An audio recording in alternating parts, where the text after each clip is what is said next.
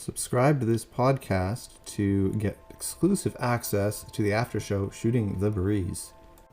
Hello and welcome to the Cool Expressions podcast. This is your host Tony Peters. Today we will be interviewing Gary and Carrie Voysey of the Swift Current Christian Taekwondo. They're going to explain a little bit about their testimonies and how God has been working through their Taekwondo, as well as some of the partnerships that they've been able to do through this business.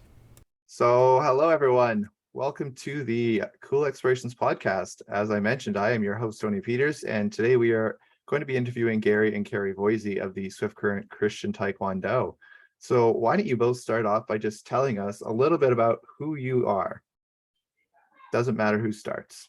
You start. Sure. Ladies first. I'm Carrie Voysey. I am the wife of Gary, who is the head instructor of Swift Current Christian Taekwondo. I definitely assist. I'm a third-degree black belt and one of the instructors here as well. So you could kick my butt, is what you're saying. I could. Yeah. I'm Gary Voysey, head instructor at Swift Current Christian Taekwondo. I'm currently considered a master in the art, fourth degree black belt, going for my fifth, doing martial arts for close to 30 years and love sharing the gospel and kicking people.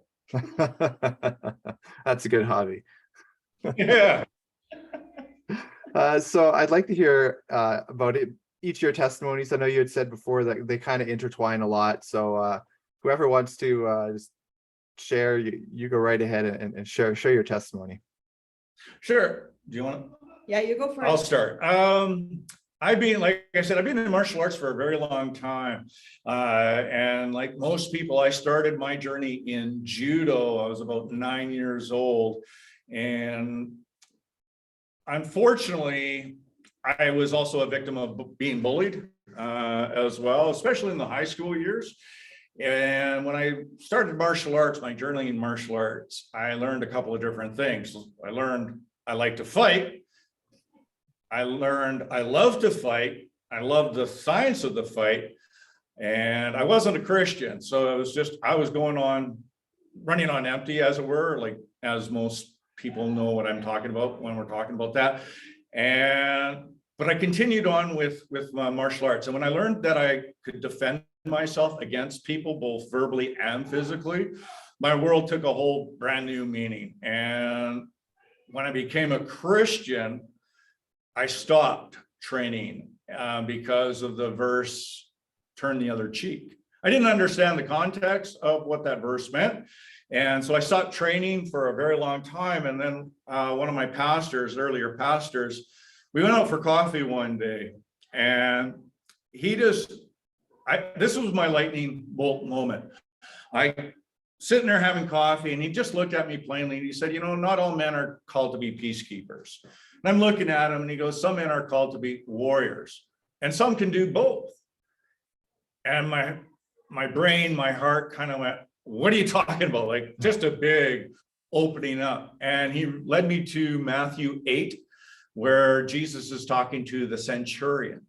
The centurion had the servant that was ill, and the servant is requesting that Jesus comes to his house to heal the servant.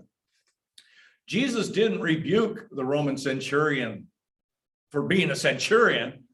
No, what does Jesus say? Not in all of Israel have I met someone with such faith. And for me, when my pastor was explaining that to me, I realized then that my love for the sport, for the art, could manifest itself. I could continue and share the gospel and be a man of faith and be a Christian, because people need warriors to protect the peace, help the peace. And then he led me down a whole bunch of different avenues for that. For example, Newen also wrote about, if I was walking down the street and I saw a woman getting attacked, what's more Christian? To keep walking by saying, I'll pray for you, or lend myself to help that woman? Jesus again says, no greater love is this than a man to give his life for another man. And I've never looked back, and my love for Jesus, my love for sharing the gospel has increased a millionfold, because now I know who I am in Jesus. And once you know who you are in Jesus, you never look back. Well, in the Bible, there's lots of cases of war and soldiers being used to complete God's mission. So definitely, I would agree 100% on that. Yeah. King David, a man after God's own heart, but yet Psalm 144, verse 1, blessed be the Lord God, my rock, who trains my hands for war and my fingers for battle, right? So it's throughout the entire Bible that there are people that are called to be warriors and trained. Exactly. All right, Carrie, go ahead. Why don't you tell us a little bit about your testimony? Yeah, so opposite of Gary, I grew up as a pacifist. My whole upbringing was in the Doukhobor faith, which is a faith of pacifism. And when I started going to church, I kind of broke away from the Doukhobor faith and started pursuing biblical faith and Jesus Christ. And as I'm going to church and Gary is on his whole, I can be a warrior and I can be a Christian, I was like, well, I'm married to a warrior and a Christian, and I'm a Christian and a pacifist. So what do you think of that? So I started martial arts and then I quit, to be honest. I really hated the fighting. And I just had to wrap my head around, you know what, there is a opportunity here, and God kept putting it in front of me and in front of me, in front of me. And there's an opportunity to, yes, be peaceful, but protect those who are put in front of me, and use martial arts to spread the gospel. So one day, Gary came home from church and he said, I have to go home. And I was like, home, like Vancouver home? We were situated in Castlegar, British Columbia. And he's like, no, home, Saskatchewan. I was like, no, no way. I ain't going there. I don't like it there. I ain't going there. And it was just so, I mean, we wouldn't be here without God, for sure. What kept happening was people started approaching both of us, Gary in particular, and saying, you know, I feel led to tell you about, like, you're going to be spreading the gospel far and wide. We see you on the plains, overtaking people and bringing them to the Lord. And, you know, I was having dreams about kites and herons and the prairies, and I've been to the prairies 3 times before that. And I said, okay, fine, Lord, fine, we'll submit, right? I applied for 2 jobs in Saskatchewan. One was at the University of Regina, and one was at Great Plains College here in Swift Current. And I got the job in Swift Current. And lo and behold, when I was coming in for the interview, of course, I see the herons in the slough, and I'm like, well, that's weird. And then I'm coming into Swift Current and I see this huge billboard about the Kite Festival. And I just thought, you know, God, how many communities have a kite festival when you've been showing me that I'm supposed to hang on to this rope and Gary's going to fly all over the place and spread the word? And so I knew I was going to get the job. I got the job, and we came to Swift Current to start Swift Current Christian Taekwondo as a ministry. And at that point, I took up martial arts again, because I'm like, well, if my husband is going to do this, we need to do this as a team. And I picked up the Taekwondo again and got over my I'm not going to fight thing but still keep him in check a lot of times, because, you know, I don't like kicking people still to this day. Yeah, God has a way of just slamming things, like just keep hitting you with it until you listen. That's kind of the story of a lot of people's lives. Yeah, slamming and hitting is one way to put it, for sure. It's very, very pertinent. So what do you do in Swift Current Taekwondo? What's the purpose of it? And how do you go about teaching people of all ages? I know you have really little kids that you're teaching as well. Sure. A lot of different things going on at once here. First off, we teach a traditional art form. Taekwondo goes back to about 37 BC. It's an old art. And I trained under Grandmaster Sell and Master Semenoff. Grandmaster Edward Sell was the highest ranked guy on the planet. First Westerner to get third, fourth, fifth, ninth, all the way up to 10th degree black belt. So I had the honor of training under him. He was also a Christian, and he taught from a Christian perspective. And it doesn't make the art Christian, it just makes how we approach it Christian. So when a student comes in ages 4 and up, we just finished teaching at the Meadows, and our oldest was 106. Impressive. So you're never too old, right? But when a student starts a class, we have what we have on the wall here would be our tenets, like there's pillars of Taekwondo: integrity, courtesy, perseverance, indomitable spirits, and all that. So there's 5 of those. But what we've done is we've attached biblical principles to the tenets. So in everything do unto others as you would have them do unto you, for this sums up the law and the spirits. That's courtesy, right? So a student has to recite that and those tenets with those biblical principles every class, regardless if they're Christians or not Christians. And we have a lot of non-Christians, but they will recite the Bible verses with the class, which is awesome. And that starts to share the gospel in a very non-intrusive way. And then if you have opportunities, because we're about growing relationships, we are definitely community minded, then we can share the gospel once we've created a relationship with someone. I'm not just going to go, hey, Tony, I don't know you, come to class, but I still don't know you. Let me tell you about Jesus. We like to have a little relationship with our students first and see where they're at, because there are people that come, they're seeking, and maybe, hey, we can learn how to kick and punch, but yet we're still kind of curious about this Jesus guy. So there's been a lot of opportunity to do that here in Swift Current, which has been, again, phenomenal, right? Yeah, and we do integrate prayer every class as well. And also we have what's called mat chats and integrate biblical principles into that. So for instance, this month is loyalty, right? And so speaking about what is loyalty, how is Jesus loyal to us? How are we loyal to him as servants? So for sure, there's opportunities to share pretty much every single class. And of course, we do not back down from challenges around that. In order to obtain your next belt, you do have to have a memory verse.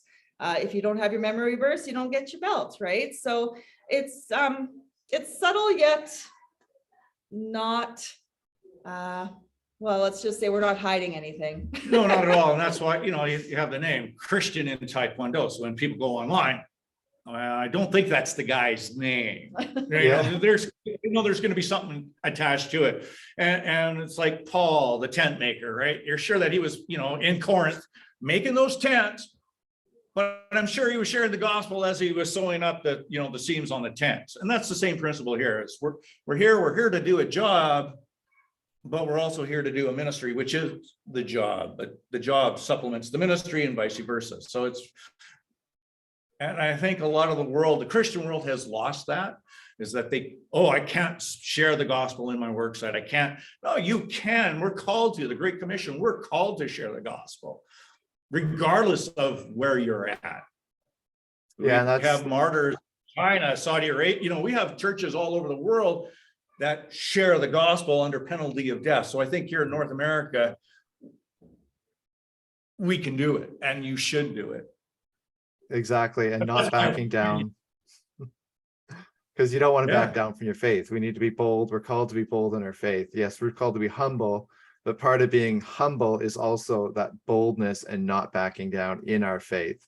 And that's something I don't back down on touchy subjects. YouTube can go ahead and take my channel down if they want, or take my videos down. They've taken down a few. They took down another one this morning, but they can go ahead and do that. I don't care. At the end of the day, my faith is my faith, and I respect what you may believe, but this is my faith, and I'm not going to back down, and it's my channel. I'm going to do what I want with it. And part of that is doing God's will. And I see that in what you guys are doing. So thank you for what you're doing. I think it's important to incorporate that. You also partner with International Justice Mission. Could you tell us a little bit about that partnership and how that all came about? Go ahead. IJM. I used to be on board Martial Arts for Justice, and they were working with victims of the genocide in Rwanda.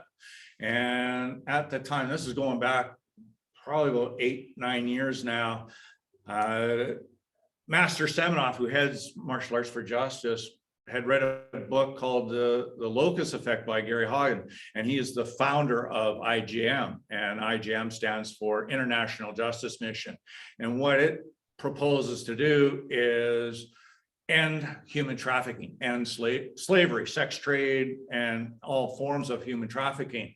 And what Gary Hagen in his book writes, Locus Effect, was violence is at the center of it all. Women are kept in bondage through violence.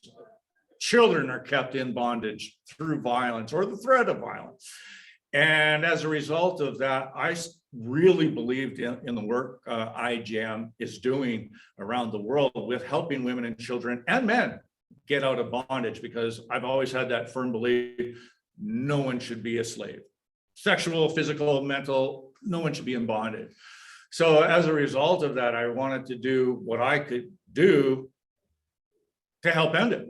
When I started, which is a sad state of the world, when I started, the United Nations was determining that there was probably about 35 million human beings in bondage around the world.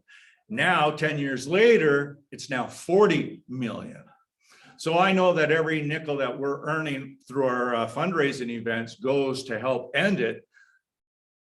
There's a lot more work to be done. And that's why I'm passionate about it, because there's a lot of people hurting. And now, especially with the pandemic that we had, the war in the Ukraine, we're seeing an increase of human trafficking take place. And right now it's about $150 billion a year industry. And so being a martial artist for me means I have to put my money where my mouth is, right? If I believe certain things and that humans should be free and we need to share the gospel, then we need to look not just sometimes in our own backyard, but around the world, and share that message through IJM and the work that they're doing. And we had people in Swift Current, oh, it doesn't happen here. Well, it does happen here. We know it happens here.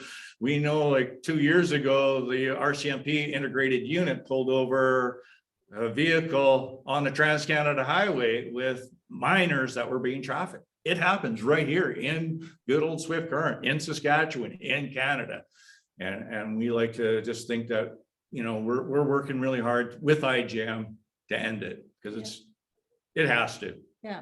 And the way we've done that, I guess, one of the key partnerships, or our partnership with them, is that we do have an annual event called Breaking Boards for Freedom. So one of our student oaths, we have a lot of things we memorize when we're martial artists, but one of our student oaths is that we will be champions of freedom and justice. And so in order to make that alive, we've connected with IJM, the Christian organization, who works with government and their legal systems in third world countries to help or to repair the system so that they can legally get people out of the situations that they're in. And what we do then is we have this annual fundraiser, Breaking Boards for Freedom, and our students go out and get their pledges and they break boards, lots of boards. And we are very proud to say over the past, oh my gosh, 8 years, I think, we've raised about just over $90,000 for IJM and to help get people out. And the ripple effects of that, or the lotus effects, are really, really cool. We actually, one year, we had somebody come and present. So one of our students had asked this couple for money. $20 for IJM. So this couple, he happened to be a lawyer, and she was in the legal system as well, I think. No, teaching? She was a teacher. Yes, a teacher, sorry. And so our student asked them for $20. they donated. And of course, once you donate, you get a tax receipt and you get information about IJM.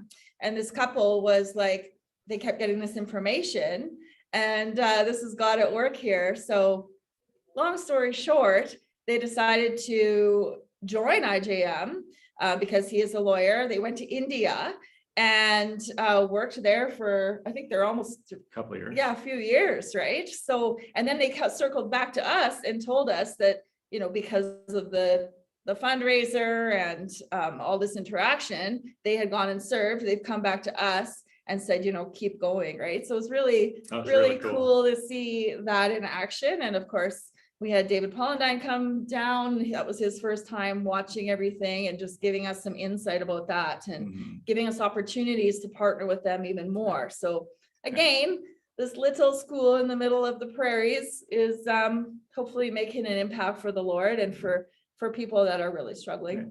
The thing, and one last thing I want to talk about IJM, and the real reason, like the other reason, not the real reason, but the other reason why I partnered with them is there's a lot of organizations and charities out there that work in the field. What IJM does is uniquely different. Number one, they work with governments to change laws. We take 9/11 or 911 for granted here in North America, and we think right now in the world there's about 4 billion people that don't have access to those emergency services. But what IJM will do is once they free a child or a person from slavery, is they provide up to 2 years aftercare. Because what happens with other agencies is like, oh, you're free, out you go, but there's no aftercare. So she only knows the trafficking side of it. She knows the threat of violence. So she goes back to it. So IJM will step in. Hey, we're going to teach you how to do a trade, you can go to school, and provide up to 2 years of aftercare. So these people are less likely to be sucked in by the traffickers. And that's what happens, right? These traffickers come in. Yeah, you're great, but we're taking you back. Yeah. And so IJM really works hard to provide that system of care to people, because you're dealing with trauma, you're dealing with physical abuse, mental abuse, sexual abuse. You can't just let these people, you know, be on their own. And I think that's just amazing that they would do this. Yeah, and David Palladin's a great guy. He was over at my house the other day, and yeah, he's just a wonderful man that does a lot of good work.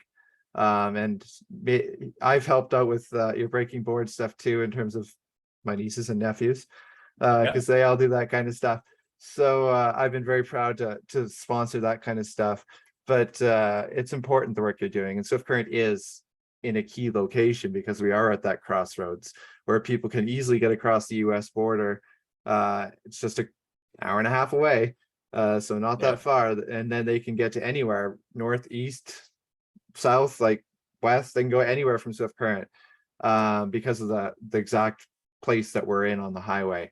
So it's the same with drugs.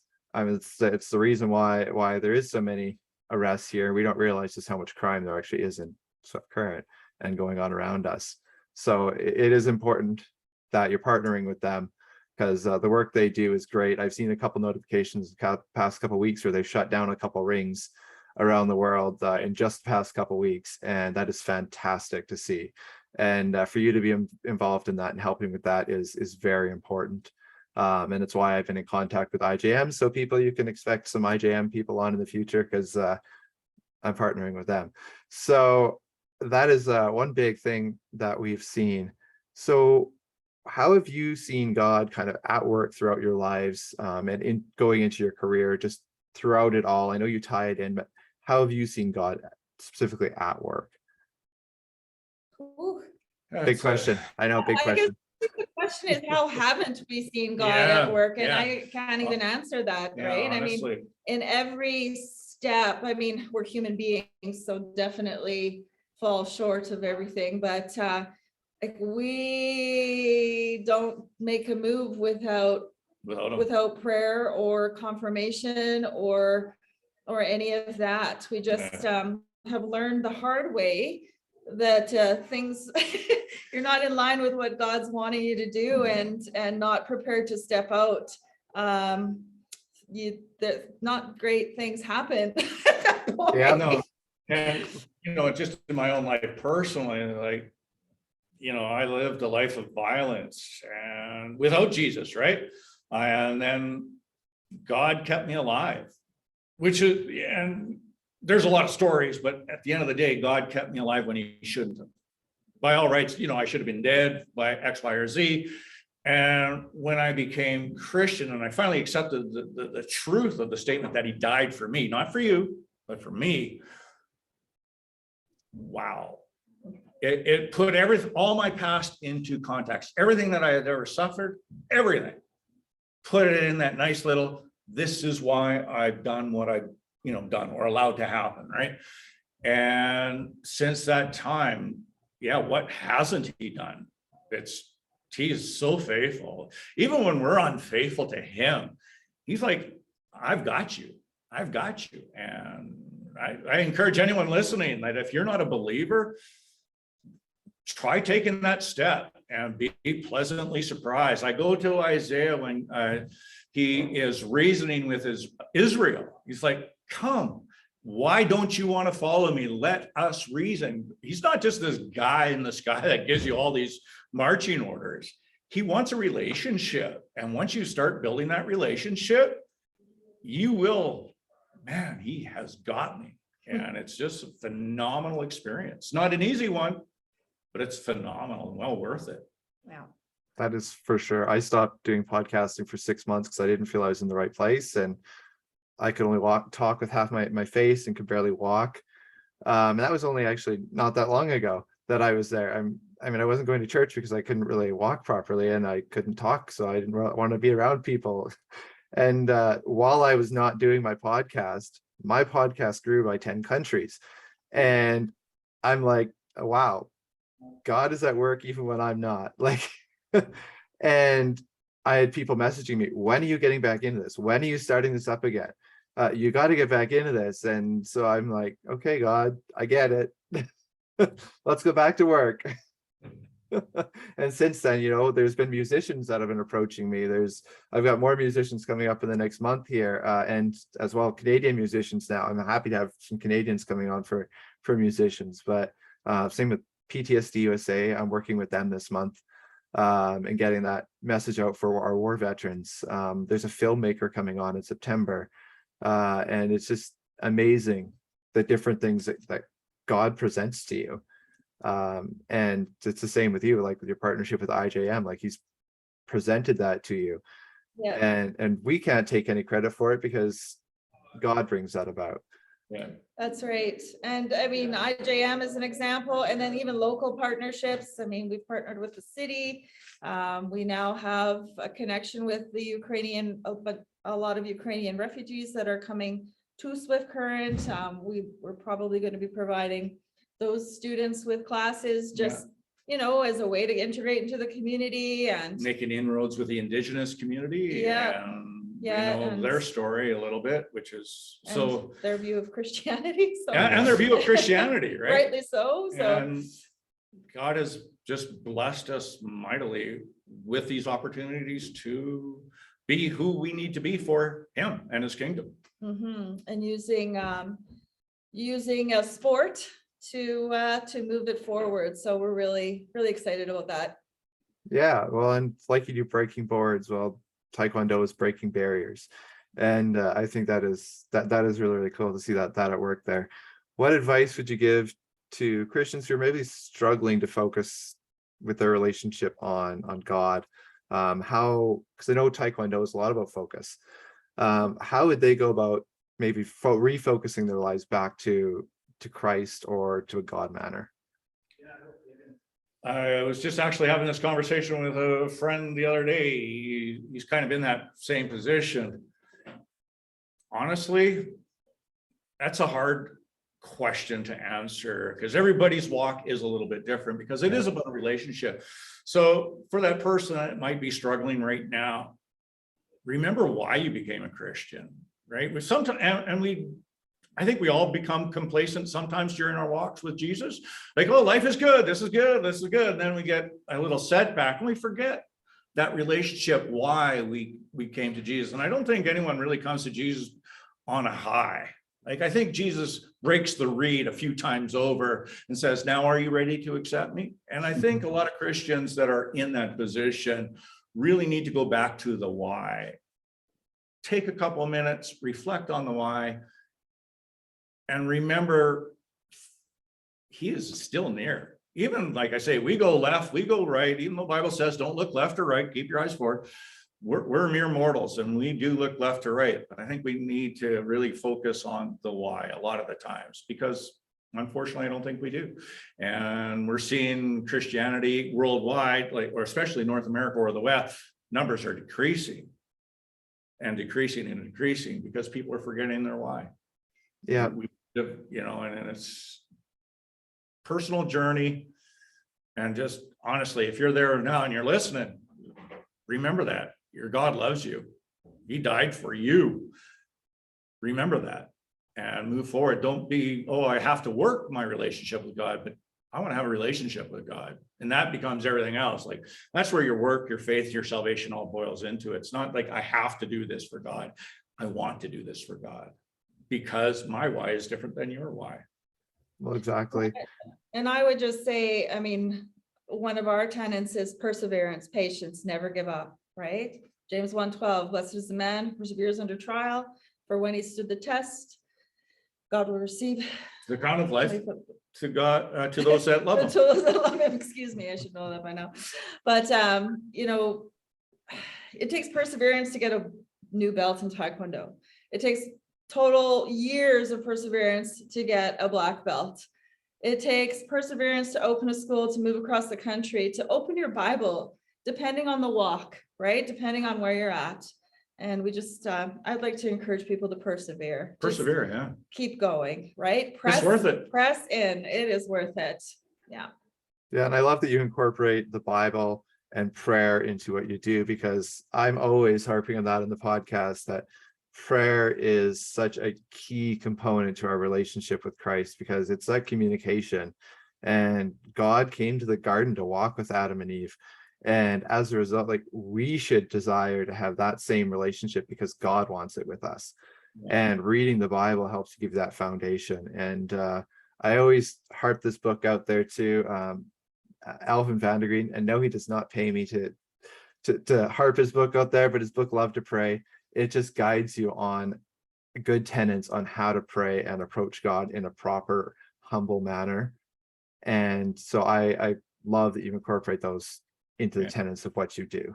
Oh, and I like these things, right? The phones, because we also live in a world, oh, please pray for me, I'm going through this, all right. And well-meaning Christians, yeah. But what I've done, because I was one of those, right? Oh, yeah, I'll pray for you. And then we just never do, or we'll do it once. So what I've done is, because I believe the power of prayer so fervently, someone says, hey, can you pray for me because I'm going through this, or I want this, or, X, Y, or Z. Something doesn't even have to be specific. I put it in here, and then I set daily reminders. Right, like there's one family, they're over in Singapore, in the Indian Ocean on the islands, and I've been praying every day for a couple of years. Not because it's me doing it, it's my phone. It'll be pray for X family. So as soon as you see it, it doesn't have to be a long 2-hour prayer. So like, oh Lord, please pray for these guys. Yeah, I did. Yeah. So we got this technology that removes that excuse of, oh, I forgot. Yeah, it's important to pray for people, but also if we're in a place where we just can't pray, I don't know if anyone's been in that place. I have, just asking somebody. Ask us. You can come here and ask us. We love it. But prayer is a very integral part. Prayer is huge, for sure. So huge. Yeah, I think it's something Christians often take for granted, or they just, like you say, forget, and they just push it off to the side, when really I go for prayer walks now that it's nice outside. During the winter, it's a little hard to do a prayer walk because I don't like being out in the cold too much, but just having that time where you're with God, listening. You can ask some things, but just listen. And I think through Taekwondo, you can kind of get to that point where you can do that, because it helps you focus. And like you say, persevere. It teaches that perseverance. So when a hard time comes, you don't just be like, oh, let's just throw away my Christianity, let's throw away my faith, because times got hard. And that's oftentimes what people want to do. When those are the times when we should be turning to God the most, because he'll carry you through. Yeah. Thanks for sharing today. I really, really appreciate it. Do you have any final thoughts you want to leave us with before we close off here? Just stick to it, guys. You know, at the end of the day, man, God, we serve such a huge God. There is nothing he cannot do. There's no prayer he can't answer. There is nothing he can't do. He moves mountains. And if you believe that, really believe that, and I understand now when Jesus says, if you say to this mountain, be thrown into the sea, it will. I've seen it. It happens. There is nothing he can't do. Thank you for listening to the Cool Expressions podcast. Today you've just heard the testimonies of Gary and Carrie Voysey, and you've heard a little bit about Swift Current Christian Taekwondo and how that is impacting the community and the partnerships that they've been able to make. I hope that you will check them out at the Swift Current Christian Taekwondo. You can find them on Facebook as well as many other social media places. Well, I have just been blessed with so many people who are requesting to be on the show, and I'm impressed with how many people want to share their testimonies or what they're doing for the Lord right now. If I haven't got back to you, I promise I will get back to you.